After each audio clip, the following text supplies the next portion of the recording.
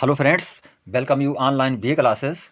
This video is very important for BA second semester English literature के लिए मित्रों जिन्होंने इंग्लिश पोएट्री यानी पोएट्री सब्जेक्ट को लिया हुआ है BA सेकंड सेमेस्टर में, उनके लिए वीडियो मोस्ट इंपॉर्टेंट होने वाला है। आज मैं यूनिट 5th को एक्सप्लेन करने जा रहा हूं, जिसमें कि थॉमस ग्रे के विषय में आपको जानकारी दी जाएगी। यदि आप चैनल पर पहली बार आए हैं तो इस वीडियो को लाइक, शेयर और सब्सक्राइब अवश्य कर देंगे तथा कमेंट के रूप में आप हम तक अपनी प्रतिक्रिया को अवश्य प्रेषित करेंगे मित्रों। तो हम स्टार्ट कर रहे हैं थॉमस ग्रे के विषय में बताना। तो देखेंगे यहाँ पर ये थॉमस ग्रे जो हैं इंग्लिश लिटरेचर यानी पोएट्री के एक ग्रेट पोएट माने गए हैं।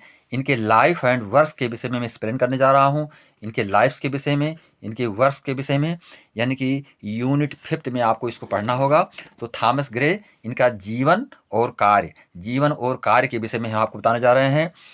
The English poet Thomas Gray 1716-1771 expressed deep and universal human feeling in form derived from Greek and Roman literature. मित्रों देखेंगे यहाँ पर अंग्रेजी के कवि थॉमस ग्रे 1716-1771 तक ने ग्रीक और रोमन साहित्य से प्राप्त रूपों में गहरी और सार्वभौमिक मानवीय भावनाओं को व्यक्त किया है। अर्थात इन्होंने जो है 1716 से लेकर के 1771 तक ग्रीक और रोमन साहित्य से प्राप्त रूपों में गहरी और सार्वभौमिक मानवीय भावनाओं को व्यक्त किया है। तो ये इसमें बताया जा रहा है मित्रों। इसके पश्चात आप देखेंगे Aldous his output was small, हालांकि उनका आउटपुट छोटा था। आउटपुट उनका कैसा था? छोटा था।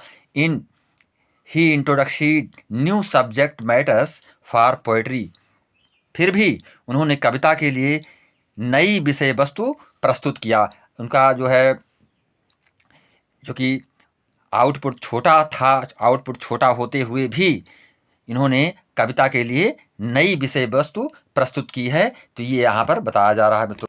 इसके पश्चात आप देखेंगे दूसरे पैराग्राफ में Thomas Gray was born on December 26, 1716 of middle class parents. Thomas Gray का जन्म 26 दिसंबर 1716 को मध्य वर्गीय माता पिता के यहाँ हुआ था। यानी कि मिडिल क्लास पेरेंट्स का मतलब मध्य वर्गीय माता पिता के यहाँ इनका जन्म हुआ था। कब हुआ था मित्रों? 26 दिसंबर 1716 को। He was only one of 12 children to survive infancy. Most important line मित्रों देखेंगे, वो 12 बच्चों में से, यानी ही वाज ओनली वन, वो 12 बच्चों में से एकमात्र था जो शैशवावस्था में जीवित रहा। यह बताया जा रहा है यहाँ पर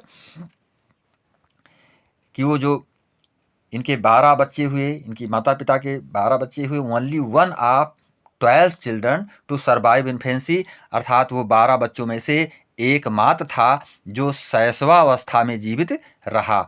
आगे देखेंगे मित्रों, in 1727 Thomas became pupil at Eton, यानी कि इसमें बताया जा रहा है कि 1727 में, यानी 1727 में थॉमस ईटन में एक छात्र बन गया था। ईटन में क्या बन गए थे? एक छात्र बन गए थे। यानी in 1727 Thomas became pupil at Eton, अर्थात 1727 में थॉमस ईटन में एक छात्र बन गए थे। क्या बन गए थे? ईटन में एक छात्र के रूप में ये हुए थे मित्रों। इसके पश्चात देखेंगे यहाँ पर where he met several books friend, where he met several books friend, वहीं पर ये जिनमें कि रिचर्ड जो थे, वहीं उसकी मुलाकात कई किताबी दोस्तों से हुई। सेवरल बुक्स फ्रेंड का मतलब होता है कई किताबी दोस्तों से, तो वहीं पर उनकी मुलाकात कई किताबी दोस्तों से हुई। Who included Richard best. His death in 1742 was to reinforce the melancholy that Gray often left and expressed in his poems। तो देखेंगे मित्रों कई तरह के मित्रों से मुलाकात हुई ईटन में इनकी, और वहाँ पर 1727 में थॉमस ईटन में एक छात्र बन गया, जहाँ उसकी मुलाकात कई किताबी दोस्तों से हुई, जिनमें रिचर्ड बेस्ट भी शामिल था। उनमें रिचर्ड बेस्ट का भी नाम लिया जाता है उन दोस्तों में से। 1742 में उसकी मृत्यु हुई। उसकी मृत्यु in 1742 was to reinforce the melancholy, यानी कि 1742 में उसकी मृत्यु उस उदासी को सुदृढ़ करने के लिए थी जिसे ग्रे अवसर महसूस करते थे, यानी जिसको ग्रे को अवसर की खोज थी, उस अवसर को महसूस किया उन्होंने जब उसकी मृत्यु हुई मित्रों। बेस्ट में शामिल था और 1742 में उसकी मृत्यु उस उदासी को सुदृढ़ करने के लिए थी जिसे ग्रे अवसर अक्सर जो है ग्रे उसको महसूस करते थे और व्यक्त करते थे, यानी अपनी बात को, उस दुख को जो है व्यक्त करते थे और उसको महसूस भी करते थे।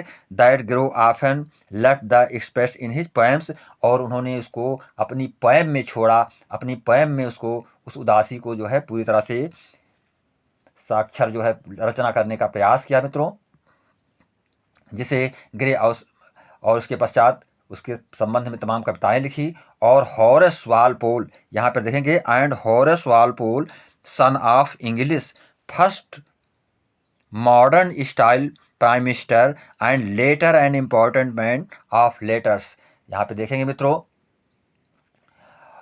उसके पश्चात हॉरेस यानी हॉरेस वालपोल, यानी हॉरेस वालपोल का नाम लिया जा रहा है। हॉरेस वालपोल अंग्रेजी के पहले सुबह शैली के प्रधानमंत्री के पुत्र और बाद में एक महत्वपूर्ण विद्वान हुए। या बताया जा रहा है यहाँ पे कि वो Horace Walpole son of English first modern styles prime minister and later and important man of letters, यानी कि हॉरेस वालपोल अंग्रेजी के पहले सुबह शैली के प्रधानमंत्री के पुत्र और बाद में एक महत्वपूर्ण विद्वान व्यक्ति बने, अर्थात एक विद्वान के रूप में वो सामने आए मित्रों। इसके पश्चात आप देखेंगे इस थर्ड पैराग्राफ देखेंगे मित्रों। Gray attended Cambridge university from 1734 to 1738, यानी ग्रे ने 1734 से 1738 तक, यानी 1734 से लेकर के और 1738 तक कैम्ब्रिज विश्वविद्यालय में पढ़ाई की। इन्होंने अपनी शिक्षण कार्य कहाँ पर किया?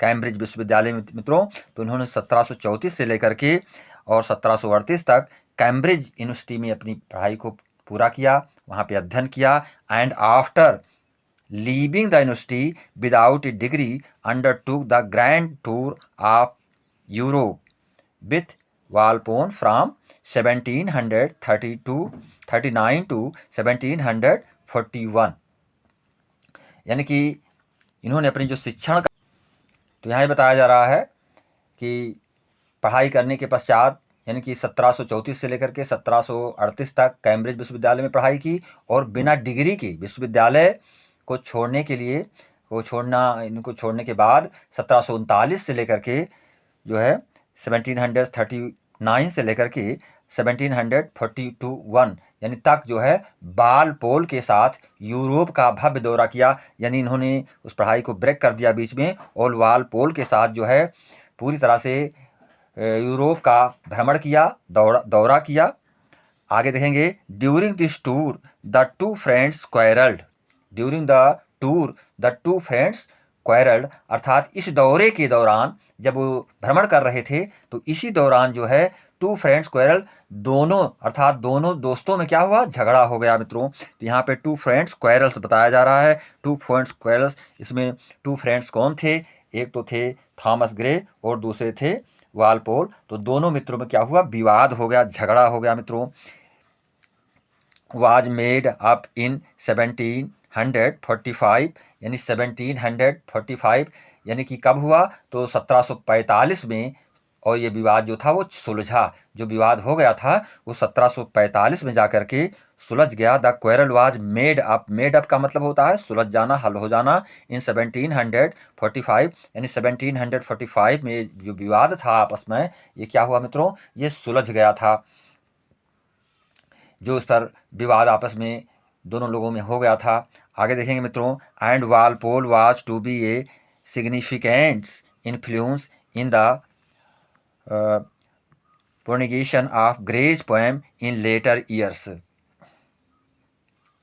और बालपोल के को बाद के अवसरों में ग्रे की कविताएं जो थी, उन्होंने लिखा था जो कविता, तो जब इनका आपसी विवाद सुलझ गया तो उन वर्षों में ग्रे की कविताओं के प्रचार प्रसार में महत्वपूर्ण प्रभाव डाला। इन्होंने जो वालपोल ने ग्रे के जो पोएट्री थी जो उन्होंने रचना किया था, तो उस ग्रे के पोएम्स को लेटेस्ट बाद में जो है बहुत ज़्यादा इस पर महत्वपूर्ण प्रभाव डाला। आगे देखें मित्रों, इन 1742 ग्रे रिटर्न टू कैम्ब्रिज, यानी कि 1742 में ग्रे कैम्ब्रिज लौट आए, यानी कैम्ब्रिज वापसी इनकी हुई कब? 1742 ईस्वी में मित्रों। तो 1742 ईस्वी में रिटर्न हुए, कहाँ से? कैम्ब्रिज विश्वविद्यालय से वापस आए। And took a law degree the next year, और अगले वर्ष कानून की डिग्री ली, अर्थात कानून की डिग्री को उन्होंने अगले वर्ष प्राप्त किया। Although he was in fact much more interested in Greek literature than in law, यद्यपि वो कानून की अपेक्षा, यानी लॉ डिग्री की अपेक्षा, जो कानून का शिक्षण इन्होंने किया था मित्रों, उसकी अपेक्षा ये जो है तुलना में ग्रीक साहित्य में अधिक रुचि अपनी दिखाई। वास्तव में इनकी रुचि किस में थी? ग्रीक साहित्य में थी। तो जो लॉ की शिक्षा इन्होंने प्राप्त किया उसकी तुलना में ग्रीक साहित्य में अपनी रुचि को अधिक प्रदर्शित किया। For the most part the rest of Gray's life except for an occasional sojourn in London or trip to picturesque rural spot was centered in Cambridge, where he was a man of letters and scholars। तो इसमें बताया जा रहा है मित्रों कि Cambridge से वापस आने के बाद अगले वर्ष में कानून की डिग्री ली, और उस कानून की डिग्री में इनका पूरा इंटरेस्ट ना रहा। उसके पश्चात इन्होंने अपनी रुचि जो है ग्रीक साहित्य में अधिक दिखाई, और इसके पश्चात अधिकांश भाग के लिए, जो कि अधिकांश जो इनका भाग था जीवन का, except for an occasional sojourn in London और trip to picturesque rural spot was centered in Cambridge. तो देखेंगे यहाँ से मित्रों, the rest of Gray's life, यानी ग्रे के जीवन का जो अधिकांश भाग था, अधिकांश जो समय था मित्रों, ग्रे के जीवन का जो ज़्यादातर समय था, अधिकांश भाग था, ग्रे का शेष जीवन जो बचा हुआ था वो वाज सेंटर्ड इन कैम्ब्रिज, वो पूरी तरह से लंदन में कभी कभार यात्रा करने या सुरम्य ग्रामीण स्थानों की यात्रा को छोड़कर कैम्ब्रिज में केंद्रित था। यानी कैम्ब्रिज में ये सेंटर्ड हो गए, कैम्ब्रिज में इनका मुख्य स्थान बना। Where he was a man of letters and scholars, Cambridge में रहते हुए जहाँ वो एक विद्वान और विद्वान व्यक्ति थे, अन्य अर्थात विद्वान होते हुए एक विद्वान व्यक्ति के रूप में जाने गए मित्रों। तो वहाँ पर एक विद्वान व्यक्ति के रूप में इनको जाना गया था, ये यहाँ पर बताया जा। ग्रेज पोएट्री, अर्थात Gray's poetry almost all of which he wrote in the years after he return to Cambridge, अर्थात ग्रे की कविताएं जिनमें से लगभग सभी उन्होंने कैम्ब्रिज लौटने के बाद के वर्षों में लिखी थी। जब वो रिटर्न हुए थे कैम्ब्रिज लौटने के पश्चात उन्होंने अधिकांश कविताओं को अपने लिखी थी। इज प्रूफ, वो सिद्ध करती हैं that personal reserve in poetry, उनका जो है पूरी तरह से व्यक्तिगत आरक्षितता, उनके जो व्यक्तिगत जो उस पर अधिकार था, और प्राचीन विधाओं की सावधानी पूर्वक नकल भावना की गहराई से इनकार नहीं करती है। तो इस बात को यहाँ बताया जा रहा है, is proof that personal reserve to poetry and carefully imitation of ancient model do not rules out of depth of feelings, अर्थात यहाँ पर यह बताया जा रहा है कि जो कविताएं इन्होंने लिखी वो कविताएं उनके एक अंडरस्टूड के रूप में थी। इस बात का प्रमाण है कि वो कविता में व्यक्तिगत आरक्षितता और प्राचीन विधाओं की सावधानी पूर्वक नकल भावना की गहराई से इनकार नहीं करती है मित्रों। उसको उन्होंने लिया था। वो अंग्रेजी के महान पत्र लेखकों में से एक थे। उनके पत्रों में उनकी भावनाएं अधिक स्पष्ट रूप से प्रकट होती हैं। जब हम उनके पत्र को देखते हैं तो उनकी भावनाओं को हम पूरी तरह से समझ पाते हैं। He was one of the great English letter writers, वो एक अंग्रेजी के महान लेटर राइटर के रूप में जाने गए, पत्र लेखक के रूप में जाने गए मित्रों। His letters his emotions appear more universally, यानी कि उसके पूरी तरह से जो उनकी भावनाएं थी अधिक स्पष्ट रूप से प्रकट होती हैं। बाद में जो है इसको the charge of artificiality brought against him later by men as a different in their poetic principles as a Samuel Johnson's and William Wordsworth is true, but there is room in poetry for artifice and which spontaneity has its merits, so also does the virginally craftsmanship that Grace generally practiced. तो इस पूरे sentence में ये बताया जा रहा है मित्रों कि वो अंग्रेजी के महान पत्र लेखकों में से एक थे। उनके पत्रों में उनकी भावनाएं अधिक स्पष्ट रूप से प्रकट होती हैं। बाद में सैमुअल जॉनसन और विलियम्स वर्ड्सवर्थ जैसे काव्य सिद्धांतों में भिन्न व्यक्तियों द्वारा उनके खिलाफ लगाया गया कृत्रिमता का आरोप सच है, लेकिन इसमें गुंजाइश है कला के लिए कविता में, और जिस सहजता के से अपने गुण उनके गुण थे उसी प्रकार वर्लियन शिल्प कौशल भी हैं जो कि हमें पढ़ने को मिल रहे हैं। वर्जियन क्राफ्ट्स कौशल जो भी हैं दिखाई पड़ रहे हैं उसको हम देख रहे हैं, जो ग्रे का आमतौर और अभ्यास किया जाता है। पूरी तरह से जो है ग्रे के विषय में इसके बारे में बताया जाता है मित्रों। इसके पश्चात आगे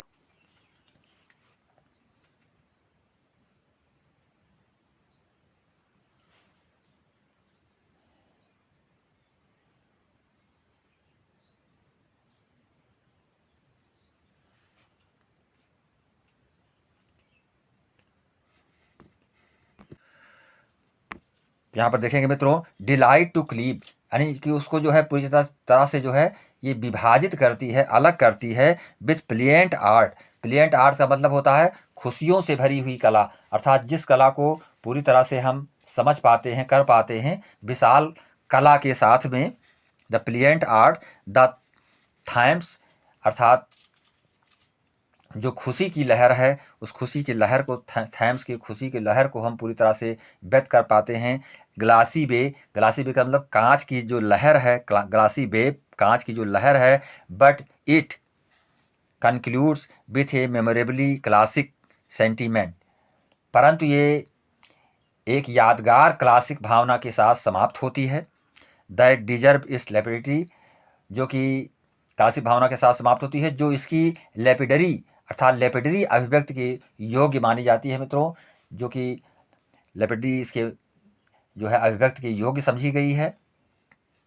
even where ignorance is bliss, where ignorance is bliss, जो इसकी लेपिडरी के योग्य है जहाँ अज्ञानता अर्थात अज्ञानता आनंद है। यहाँ पर देखेंगे मित्रों, व्हेयर इग्नोरेंस, इग्नोरेंस का मतलब होता है अज्ञानता, इज ब्लेस का मतलब जहाँ पर अज्ञानता एक आनंद के रूप में आती है। बुद्धिमता होने के लिए मूर्खता, अर्थात बुद्धिमता के लिए टू फोली टू बी वाइस, अर्थात अज्ञानता का आनंद और बुद्धिमता होने के लिए मूर्खता है। इस बात को यहाँ पर बताया गया है, इस लाइन में ये चीज़ कही गई है कि जहाँ पर अज्ञानता आनंद को प्रदान करती है और बुद्धिमान होने के लिए मूर्खता है, तो यह बात यहाँ पर स्पष्ट की गई है। Even so playful a poem as the, even a playful to poem as the, यहाँ तक कि एक कविता भी इतनी चंचल है, playful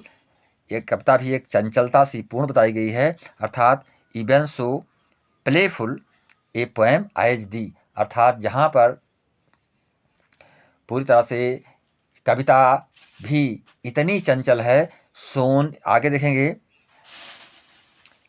as the ode on the death of a favourite cat, ode on the death of a favourite cat, सोने की मछलियों के टब में डूबी हुई एक पसंदीदा बिल्ली की मौत पर। यहाँ पर ध्यान देंगे मित्रों, ये जो बताया जा रहा है ode on the death of a favourite cat, अर्थात फेवरेट कैट का मतलब होता है यहाँ पर एक पसंदीदी बिल्ली। तो जहाँ सोने की मछलियों के टब में डूबी हुई एक पसंदीदी बिल्ली की जो है मौत पर क्या हो रहा है, श्रद्धा को व्यक्त किया जा रहा है मित्रों, एक विश्वास को व्यक्त किया जा रहा है। ड्रोन्ड इन ए टब ऑफ गोल्ड फिश, आगे देखेंगे मित्रों, इसी लाइन को देखेंगे पुनः कि जहाँ पर सोने की मछलियों के टब में, अर्थात ड्रोन्ड इन ए टब ऑफ गोल्ड फिशेस, अर्थात जहाँ तक एक सोने की मछलियों के टब में डूबी हुई एक पसंदीदी बिल्ली की मौत पर श्रद्धा को व्यक्त किया जा रहा है। इन 1748 concludes with the chiseled wisdom, इस तरासी हुई बुद्धि के साथ समाप्त होती है। यानी इस तरह से बुद्धिमत्ता को हम देख रहे हैं थॉमस ग्रे के मित्रों। Not all that tempts your wandering eyes is lawful prize, वो सब कुछ जो आपकी भटकती आँखों को लुभाती हैं, जो आपकी भटकती आँखों को पूरी तरह से लुभाने का प्रयास करती हैं, वैध प्रिज के रूप में दिखाई पड़ती हैं। लॉफुल प्रेज का मतलब वैध प्रिज के रूप में एक तरह से वो दिखाई पड़ती हैं। ना ही वो सब जो चमकता है, सोना जो कुछ चमकता है वो दिखाई देता है, परंतु वो चीज़ें वैध प्रिज के रूप में दिखाई पड़ती हैं। नॉट ऑल दैट ग्लिस्टर्स गोल्ड, तो यहाँ पर बताया जा रहा है मित्रों कि जहाँ अज्ञानता आनंद के रूप में माना गया, बुद्धिमान होने के लिए मूर्खता है, ये बात बताई गई। यहाँ तक कि एक कविता में भी इतनी चंचल होती है, जो जैसे सोने की मछलियाँ के टब में डूबी हुई एक पसंदीदी बिल्ली की मौत पर ये चीज़ें बताई गई श्रद्धा के रूप में। 1748 में इस तरासी हुई बुद्धि के साथ समाप्त होती है। यानी इस तरह से 1748 में जो विचार थे लेखक के, जो कवि के, वो चीज़ यहाँ पर क्लियर की जा रही है। वो सब कुछ जो आपकी भटकती हुई आँखों को लुभाता है वैध प्रिज के रूप में, ना ही वो सब जो चमकता है, जो बाह्य दृश्य दिखाई पड़ता है, उस पर कोई यकीन की बात नहीं की जा रही है, वो सोना के रूप में बताया गया। आगे देखेंगे मित्रों, इन द ग्रेटेस्ट पोएम, अपनी सबसे बड़ी कविता में जो भी उन्होंने रचना किया मित्रों थॉमस ग्रे जी ने, and one of the most popular in English, और अंग्रेजी में सबसे लोकप्रिय में से एक जो हुआ, the elegy written in a country churchyard, उस कविता का नाम है elegy written in a country churchyard. इस कविता को लिखा थॉमस ग्रे जी ने मित्रों 1755 में, अर्थात कब इसको लिखा, इसकी रचना कब किया इस कविता की, तो 1751 में इसको लिखा। Grey achieved a perfect fusion of the dignity of his subject, grey अपने विषय की गरिमा और अपनी कविताओं की अभ्यस्त ऊंचाई का एक आदर्श संलयन प्राप्त करते हैं मित्रों इस कविता के माध्यम से। Grey achieved a perfect fusion, यानी कि एक पूर्णता को प्राप्त करते हैं ये of the dignity of his subject, अर्थात अपने विषय पर पूरी तरह से गरिमा में जो कविता इन्होंने लिखा है उस पर अपनी कविताओं के अभ्यस्त के रूप में, कविताओं की जो अभ्यस्त लिखने की अभ्यस्तता के रूप में एक ऊंचाई का एक आदर्श संलयन प्राप्त करते हैं ये। And the habitual elevatedness of his poetics, और उनकी शैली और जीवन की प्रति उनका उदासीन रवैया मानवीय अनुभव के लिए एक जो है पूर्ण रूप से स्थान प्रदान करता है। हिज स्टाइल, इनकी रचना के विषय में देखेंगे मित्रों, his style and his melancholy attitude towards life are perfectly adapted to the expression of the sombre, यानी कि उनकी जो शैली है, उनकी शैली जो थी और जीवन के प्रति उनका उदासीन रवैया जो रहा मित्रों थॉमस ग्रे का, मानवीय अनुभव की उदास समय को सम्मानित, यानी जो समय है उसको पूरी तरह से सम्मान प्रदान करता है, सम्मानित वास्तविकताओं की अभिव्यक्ति के लिए पूरी तरह से अनुकूलित है। पूरी तरह से हम इसको देखते हैं जब इनकी कविता की इनकी रचना को, तो time ordered varieties of human experience, तो इसमें मानव अनुभव छुपा हुआ दिखाई पड़ता है मित्रों ग्रे की कविताओं में। In the two famous Pindaric odes, जो इनके दो प्रसिद्ध जो पेंडरिक पोएट्री थे, द प्रोग्राम ऑफ पोएट्री, दो प्रसिद्ध पिंडारिक के दो प्रसिद्ध काव्य जो थे, द प्रोग्रेस ऑफ पोएट्री, इसमें से पहला था the progress of poetry and the bard, published with Walpole's helps in 1757। यानी वालपोल की मदद से जो है ये 2 रचनाएं इनकी पब्लिश हुई, जिनमें कि पहला नाम था पिंडारिक के 2 प्रसिद्ध काव्य जो थे द प्रोग्रेस ऑफ पोएट्री, और जो दूसरा था द वार्ड। ये दोनों पब्लिश्ड हुई। कब पब्लिश्ड हुई? 1757 में मित्रों।